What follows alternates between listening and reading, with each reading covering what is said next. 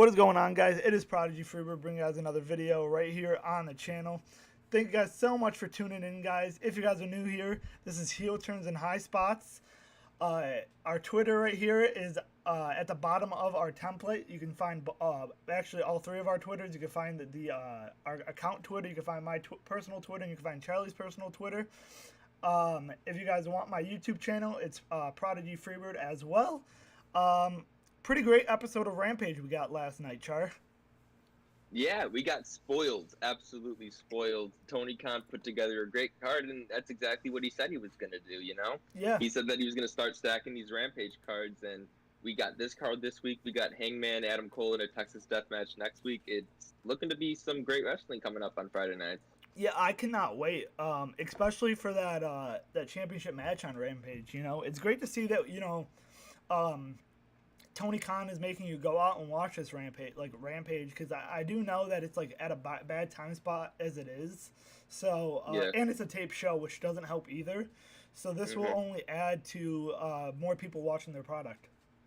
Yeah, 100%. Speaking, go for it. I was just gonna say, speaking of like people caring about watching Rampage, we do have some ratings, but this is actually not having to do with Rampage. This is having to do with Dynamite. And as you can see by the tweet that's on the screen here, All Elite Wrestling was actually 2 on cable yesterday, Wednesday, just under the NBA regular season. Tony Kahn sent out a tweet thanking all of us, and it says, to be half of the $1 billion doubleheader is a big deal. We are grateful to every viewer. It's a win thanks to wrestling fans like you. So, you know, it's great to see that that Rampage, even though with a tight, or Dynamite, I'm sorry, with the is you know, doing so good in the ratings. Yeah, you know, it is great to see. Just more momentum. AEW is a force that is to be reckoned with. It is not going to slow down anytime soon. No, you know, and I wouldn't be surprised if they take over #1 here eventually, you know. Yeah, it's going to be a tough task to follow AEW with WWE with so much history, and such a weirdly loyal fan base. But yeah, I mean, it's possible. Anything's possible. It is. We do have another couple of news here. We also have the Tony Kahn tweet. I know most of you guys have already heard about it. We do want to talk about it, though.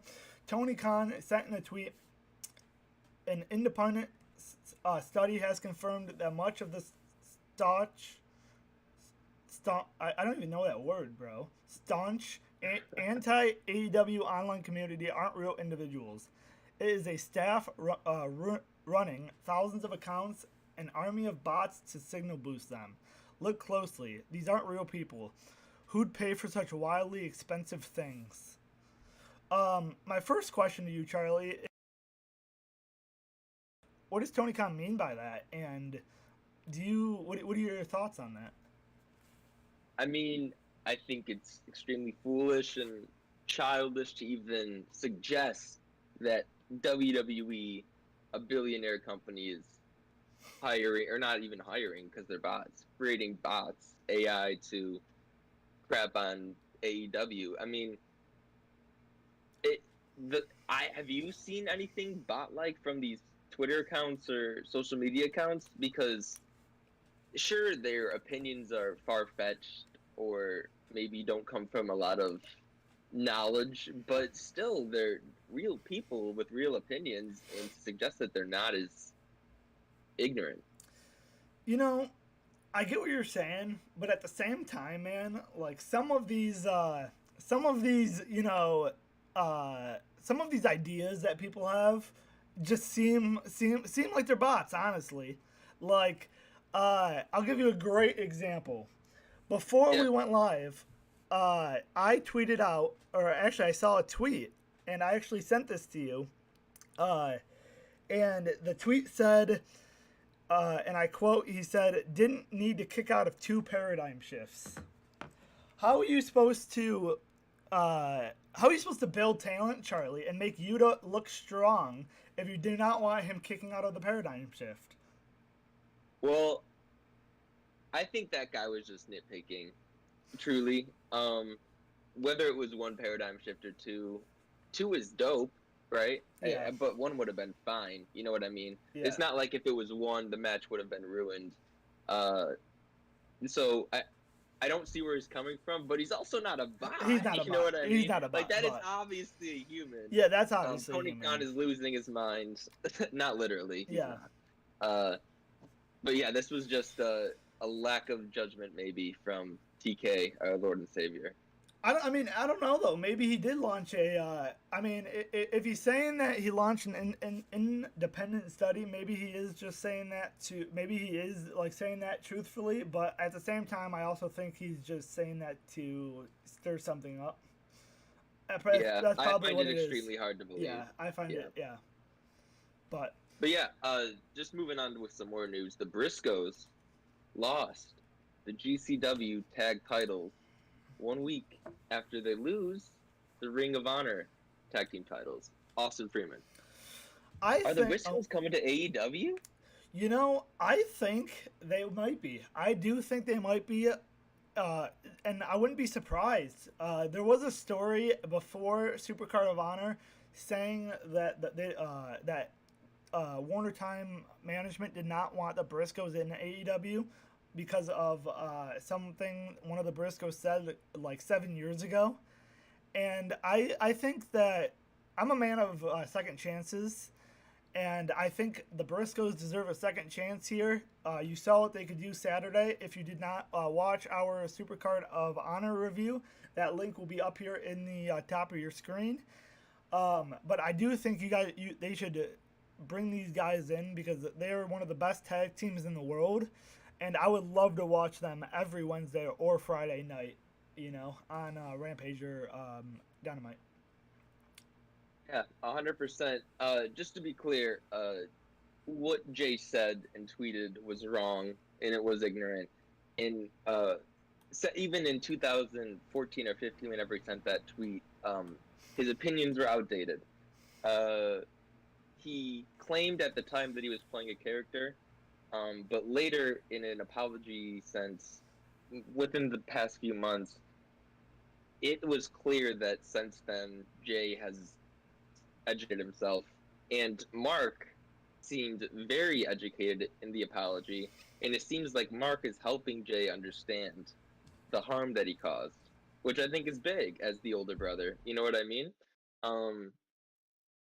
But yeah, I think that they're past this. I think that Jay's not the same person he was when he sent those tweets 7 years ago. And side note, you guys, not you specifically, obviously, but you'd be an idiot to not sign the Briscoes, right? You kind of would be. After that match with FTR and the Briscoe brothers, I want to see that.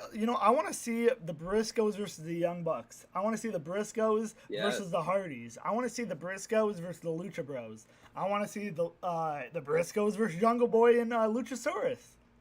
Mm-hmm. Like, I want to see, the Briscoes versus House of Black. Like, there's so many great matches that I want to see the Briscoes in against. Just bring them in, TK. Yeah, bring them in. AEW already has the most stacked tag division in the world. Just adding the Briscoes would just cement that. I think it would, and I think we touched on this on our Dynamite review during the FTR Young Bucks match. There is nothing better in this world of professional wrestling than solid tag team wrestling. Nothing beats it. Yeah, to me, it's the most realistic form of wrestling.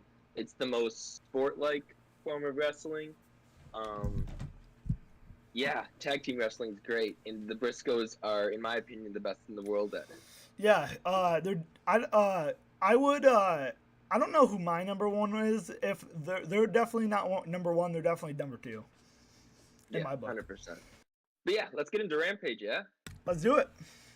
All right, so the show started off with Bryan Danielson and Trent Beretta already in the ring. There were no entrances. I love when they do that. Let's get the show started.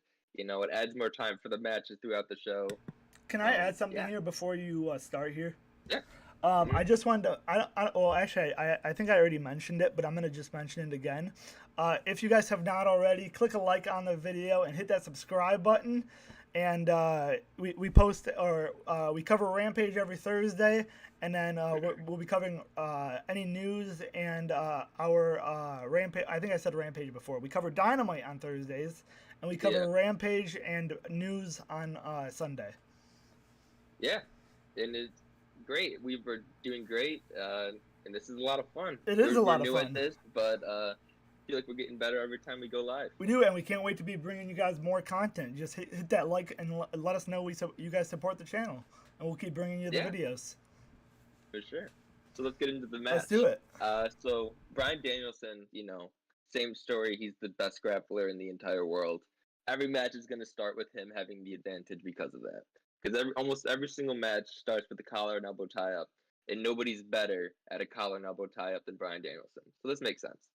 Bryan Danielson gets the early advantage with smooth grappling, but then Trent wins an exchange, actually, the second exchange of the match, with a body block.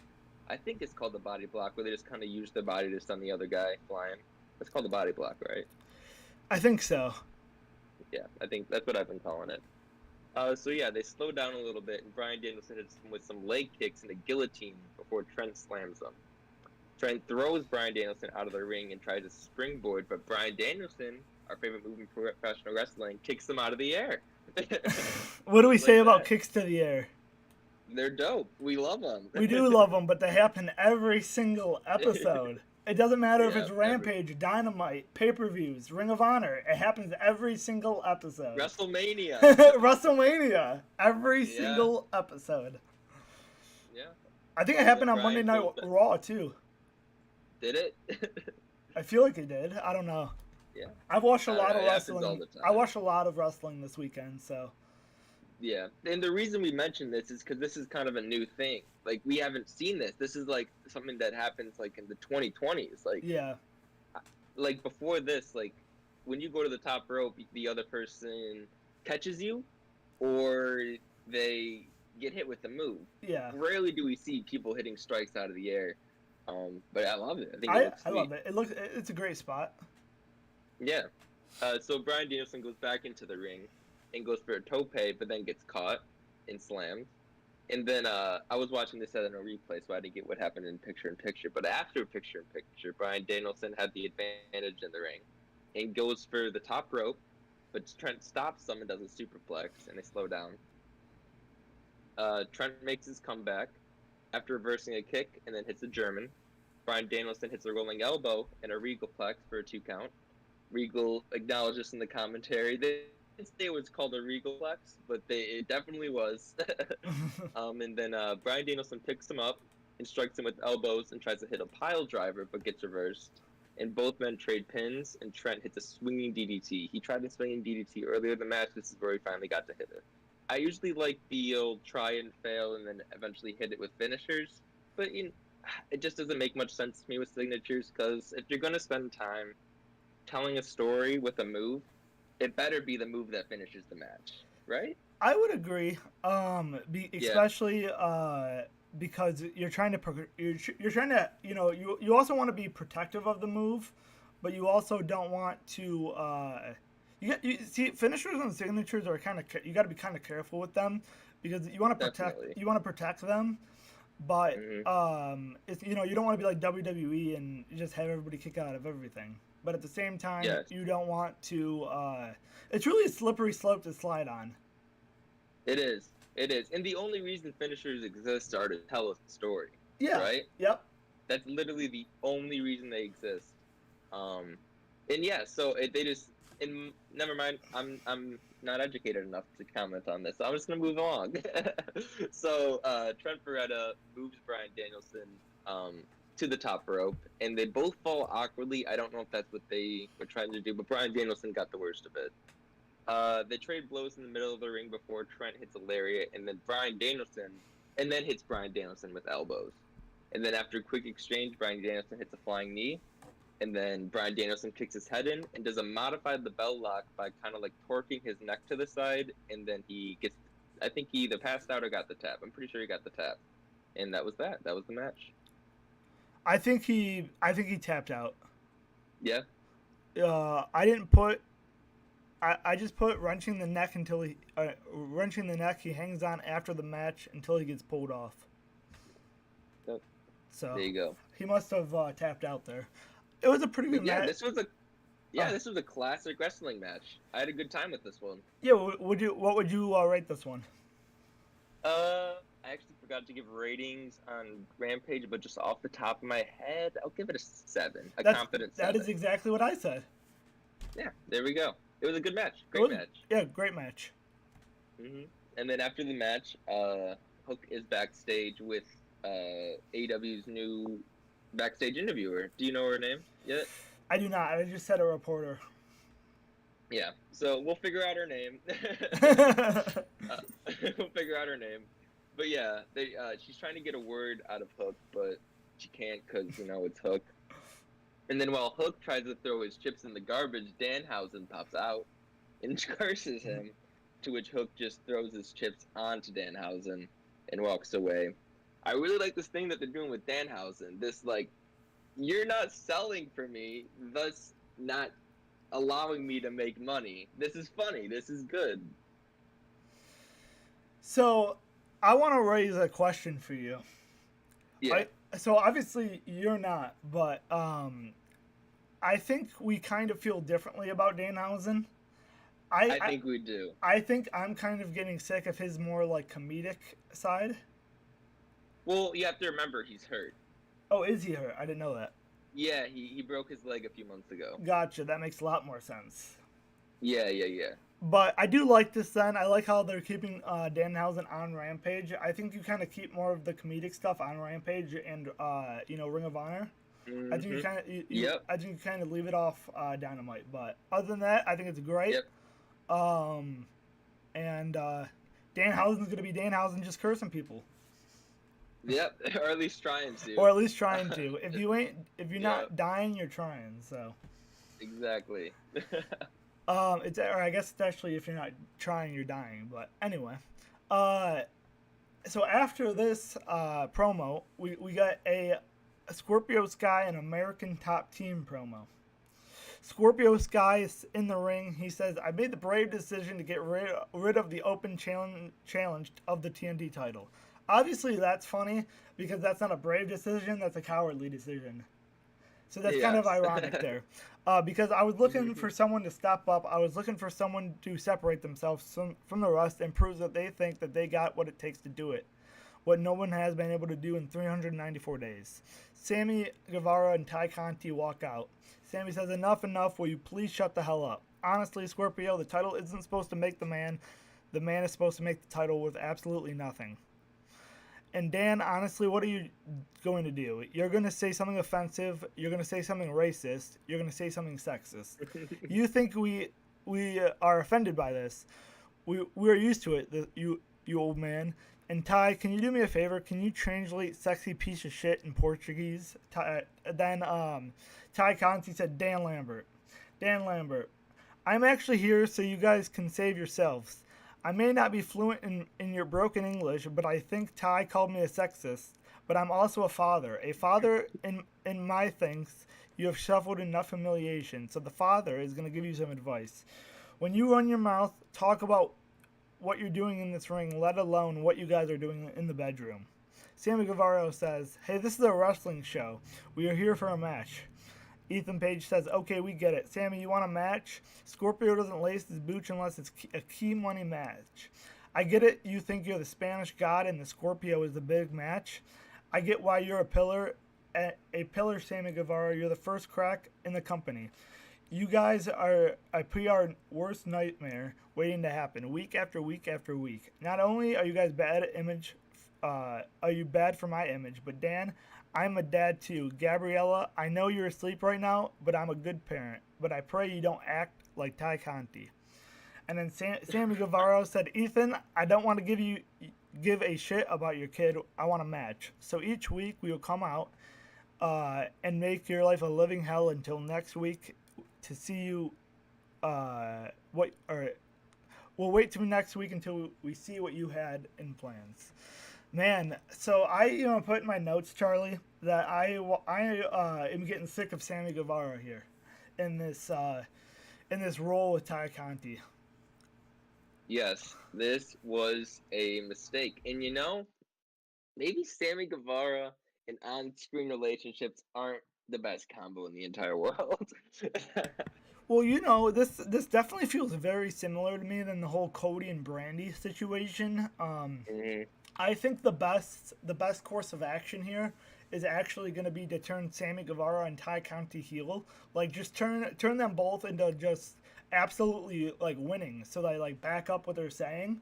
But like, just have them. If you want to have them like play like an on-screen relationship, just have Sammy Guevara go out there and win every match. Have him, and have Ty Conti do the same, but just and then have them be like star-crossed lovers, and just have this thing go a full-fledged like Edge and Lita or like something like that, Yeah, I'm picking up what you're putting down. The problem with that is that Sammy just got his big push. He just had that TNT title reign, and I don't really think Ty Conti as a heel. I think Dark Order Ty Conti was the best Ty Conti. Yeah? Yeah. Yes. But Yeah. you don't want to I mean these boos for Sammy Guevara and Ty Conti though are only going to keep getting worse if you don't nip it in the butt now. Yeah. Yes. So I think they should just not be an on-screen relationship. I agree, but it does not seem like they're going to be doing that. So that's why I propose the deal. If they do keep them on TV together, then yeah, they have to go heel. Yeah. This is the Cody situation. It is the Cody situation. And yeah. Sammy's not privy enough to the business to be able to last as long as Cody did with the boos as a babyface. Yep. Sammy Guevara's young. Like, he doesn't know how to manipulate a crowd yet. Yeah. Yep. Cody's the master of that. And he still got booed. Not in WWE. Yeah, that's for sure. So after this promo, Chris, we got a JHS Society promo. Chris voiced awarding Chris Jericho Sports Entertainer of the Week award and QC Marshall. If this is an every week kind of deal, I kind of like this. It's a Sports Entertainer of the Week award. Why not, bro? Why? Yeah, I'm not really sure why QT is the one who got it. He hasn't won a match in a minute. Yeah, I agree.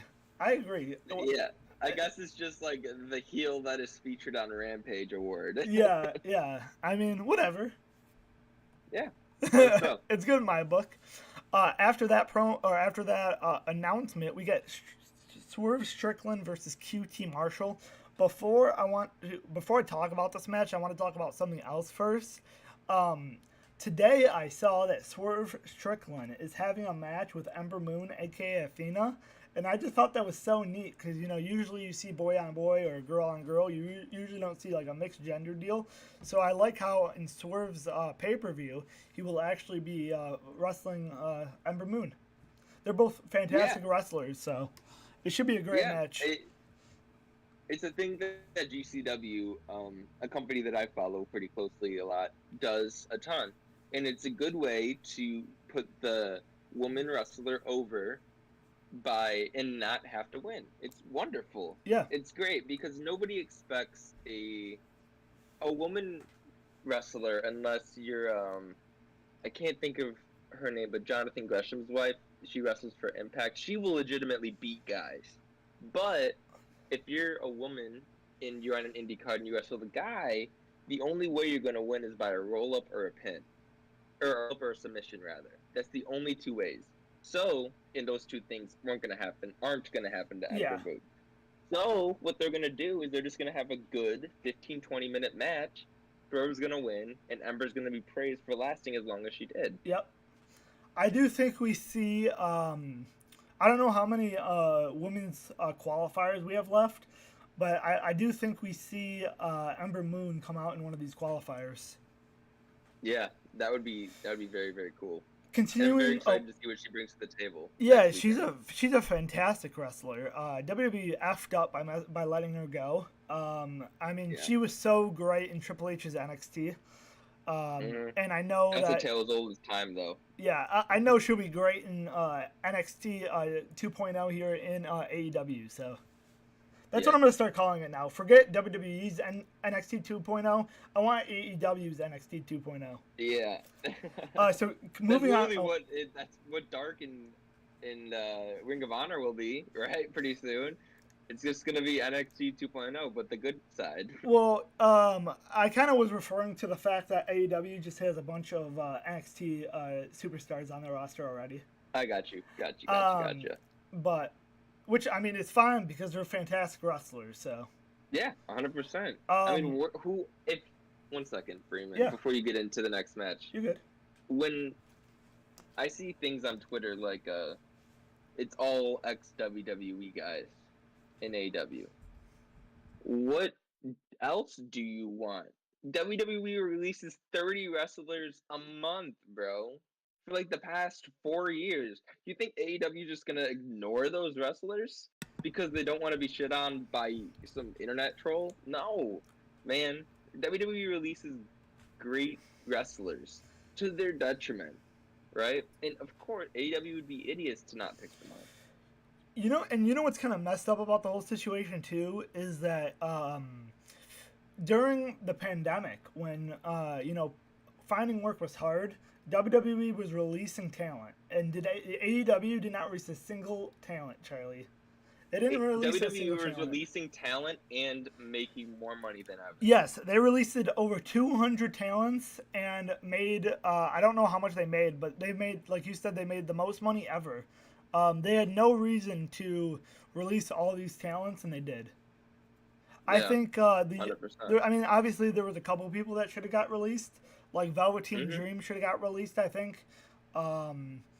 And I really can't think of anyone else, but there's definitely a couple names that I thought should have been released, but Yeah. but moving on here, QT starts the match with a shoulder tackle. Swerve rolls up QT, takes him down, pins him for a 1 count, picks him up, throws Swerve outside, or QT throws Swerve outside.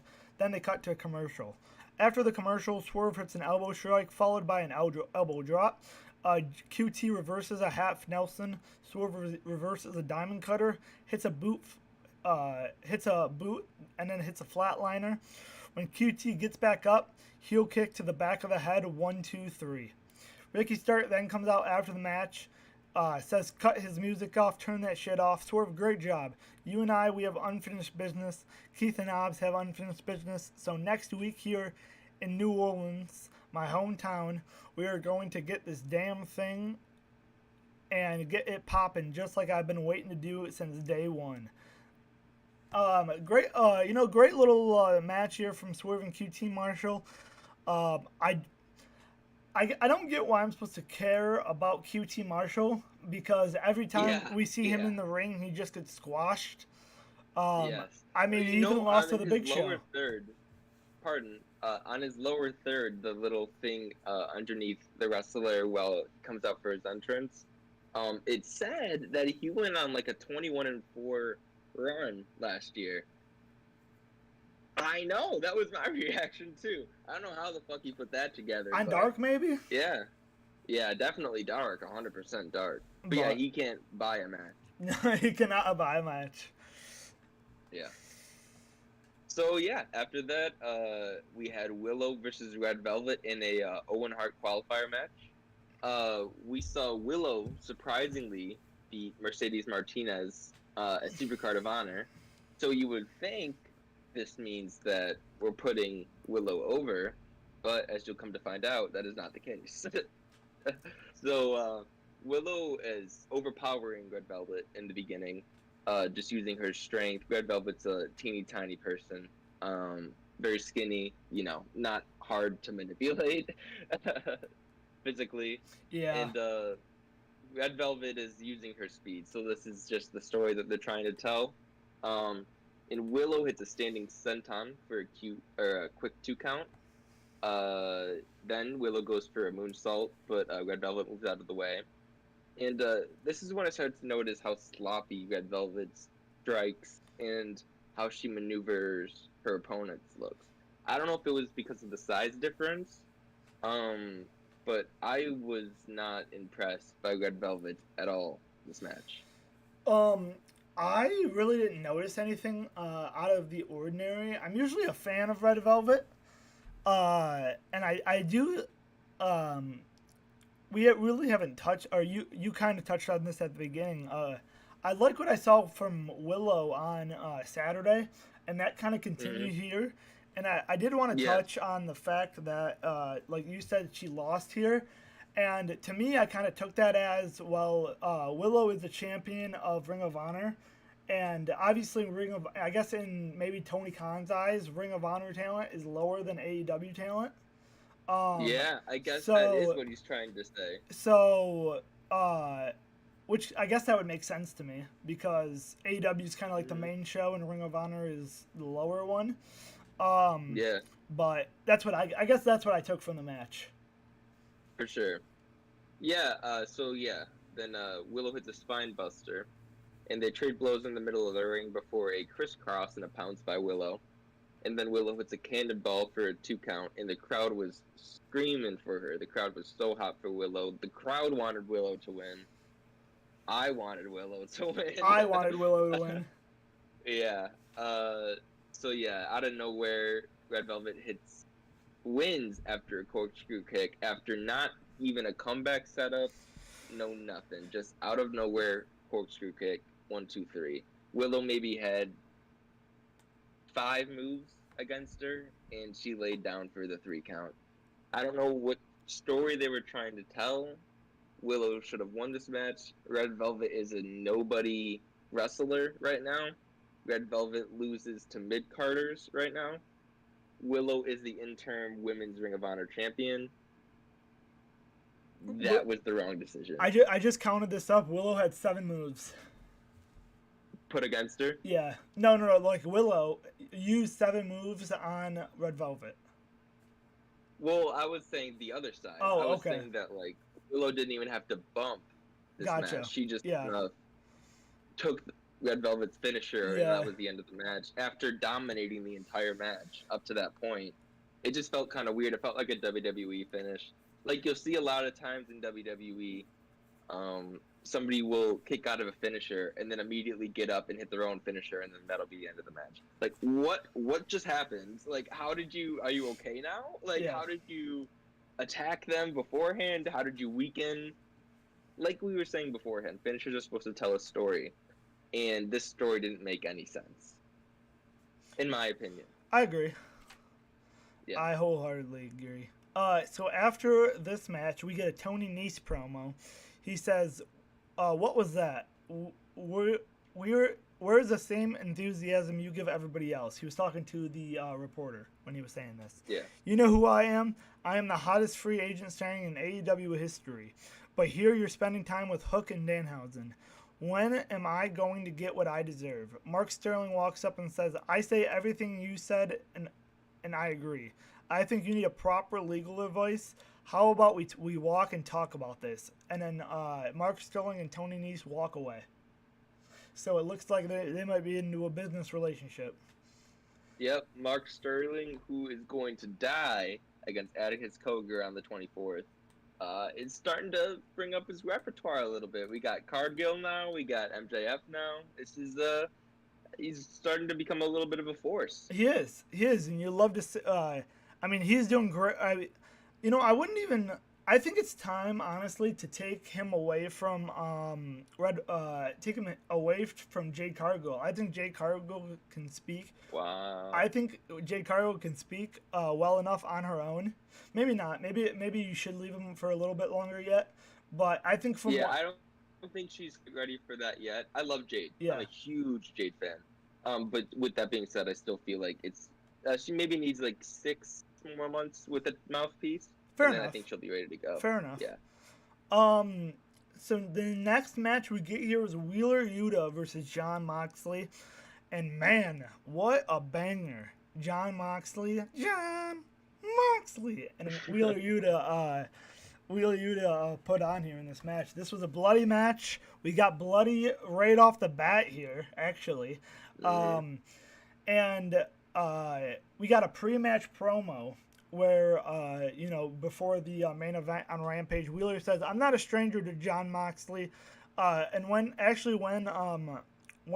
Wheeler was saying this, Jon had his back turned to Wheeler Yuta, and so Wheeler said, "I'm not a stranger to Jon Moxley. Jon, you embarrassed me in a matter of seconds the first time when we wrestled.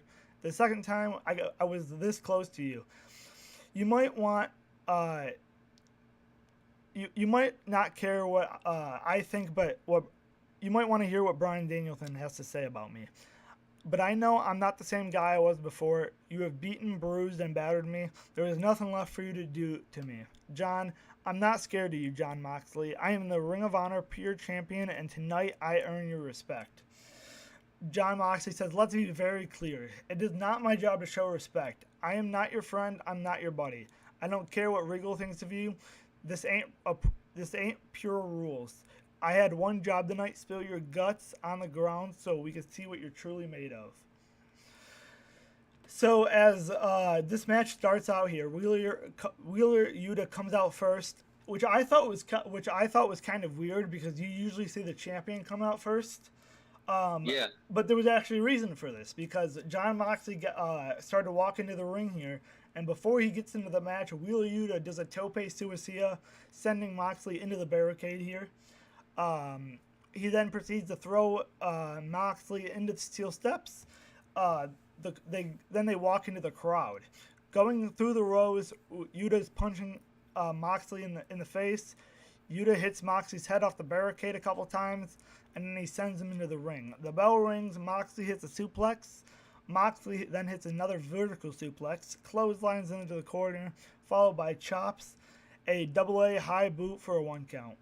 Yuta hits a chop, then Yuta hits a Manhattan drop. Moxley sends Yuta outside. Moxley bounces his head on the steel steps. Yuta gets busted open pretty good here. And man, his face started getting bloody red here. Like his face was covered in blood. Yeah. So then this is when we got cut to a commercial, and by the end of the commercial, like we just said, his face was bright white red. Yuta sends Moxley outside, climbs up on the top rope, dives on Moxley through the ring side table. You know, I love table spots. Beautiful move, and this is great. You know, it felt like we were watching, a tables match here between the Hardys versus the Butcher and the Blade from last week. Not really horrible match, but Mox took that crossbody beautifully. He did. He really protected Yuta there. Just shows the veteranship of Mox right there. It did. And did you notice too? Like, I noticed that when Wheeler Yuta was kind of in midair, you almost could see Moxley like position his body in a way to take the fall. Yeah, 100%. Yeah, like he kind of like sat up a little bit and caught him lean back. Yeah, that was beautiful. It was beautiful. Moxley goes into the ring. Yuta rolls up Mox for a 2 count. Yuta hits 2 German suplexes, kick Moxley's head in. Yuta then goes up top, hits a flying splash for a 2, then locks in a crossface. Moxley counters, hits a King Kong lariat for a 2 count.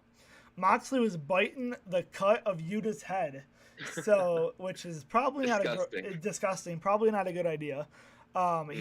Yuta then drags his nails on Moxley's back. Yuta leaps off the top rope. Moxley boots to the midsection of Yuta, and paradigm shifts for a 2 count. Moxley locks in the bulldog choke. Yuta hits Moxley's arm, drives the knee strikes. Yuta rolls up Moxley for a 2, locks in a bulldog to himself. Moxley gets to his feet. Moxley then elbows Yuta's face, regal knee, and paradigm shift for a 2. And then Moxley locks in a rear naked choke, and Yuta passes out. Moxley wins. I gave this match a 9.5 out of 10. And then after the match, William Regal and Bryan Danielson come on down. They run to Yuta. William lets out his hand. Wheeler Yuta shakes William Regal's hand, and Yuta writes BCC in his blood on his chest as Rampage went off the air. Epic moment there. Yeah, epic moment. Yuta needs some new tights. 100%. Yeah, 100%. Yeah, but more seriously, I thought this match was beautiful. I thought they did it perfectly. Yuta looks like a badass. Mox looks like a beast. The face that Mox gave Yuta after we won the match, like when he just kind of like rested on the turnbuckle, and when Danielson and Regal were coming, he's like, "Did you see that shit?" Like that dude lasted. But yeah, he took 2 paradigm shifts. Yeah. That's Mox's finisher. He puts people out with that. That's awesome. That's sweet. Yeah. This was a great match, though. I can't. Do you think that this is the only 3 members of his group we see? Do we see any more people? What are your thoughts about it? I don't know. I truly don't know. You know what? I was thinking about this in bed last night. I wouldn't hate Willow with the Blackpool Combat Club. Isn't Willow more of a face though? I feel like this. Yeah, I but feel so like, is Yuta. yeah. I guess so is Moxley too. Yeah. Listen, so Willow is all smiley and shit in the ring, but these past 2 matches, or not the Mercedes Martinez match, but this past match, it kind of got flipped away from her, right? They can definitely use that into the story and toss her into the Blackpool Combat Club to get a female presence in the group. Yeah. What about if we see like a? I'm just thinking about. I wish like Rhea Ripley wasn't in AEW or in WWE because that would be like a perfect. Yeah. That would be a perfect person to this group.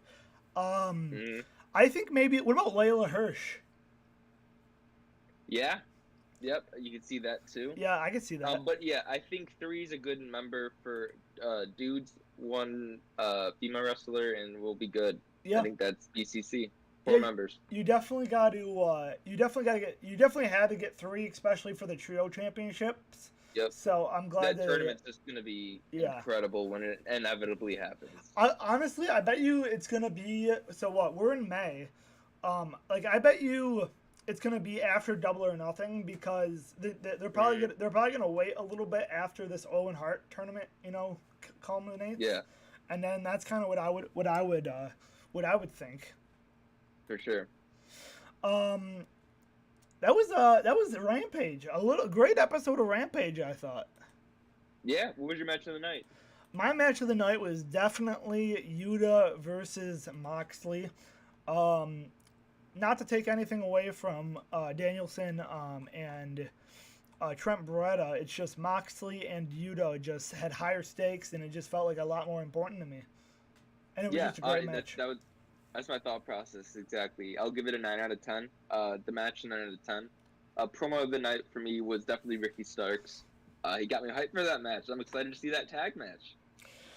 My promo of the night, I think, was the Scorpio Sky American Top Team promo. Yep. Except for I really didn't care about any of the promos personally, but if I had to pick a promo, I guess I'd pick that one. Sure. Yeah, Dan Lambert on the mic is just gold. Yeah, he is just gold. Every time he picks it up, he's just a heat magnet, bro. Yep. Heat magnet. Yep. Sometimes to the feud's detriment. Sometimes to the feud's detriment, as we saw, with the Brandy and Dan Lambert segment. And as we're seeing with Sammy and Ty. And as we're seeing with Sammy and Ty. Maybe he's too good. I don't know. Or maybe they just throw bad mid-carders at him. I don't know. How about you stop throwing somebody that should be a heel right now at him? Literally, like... Yes! That's a good point, dude. Literally, I would be...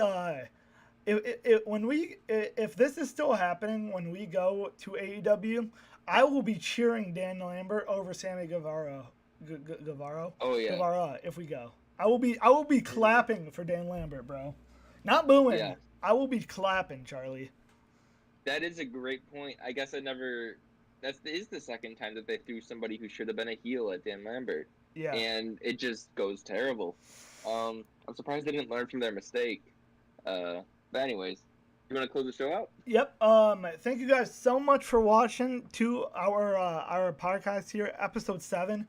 If you guys have yet to go watch any of our other videos, go check out our channel. We have pre-shows up here. We have 2K footage up here. We have WrestleMania up here. A lot of good content on this channel. Me and Charlie have been working our butts off for you guys. Hopefully you guys are enjoying our content. Follow us on Twitter, guys, at HTurn and HSpots on Twitter. Subscribe to our YouTube channel.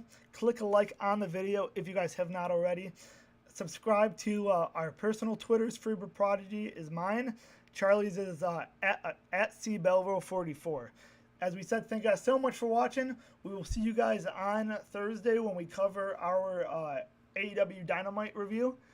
And until next time, see you guys later. Yeah, treat each other with respect. Treat each other with respect, always a big thing.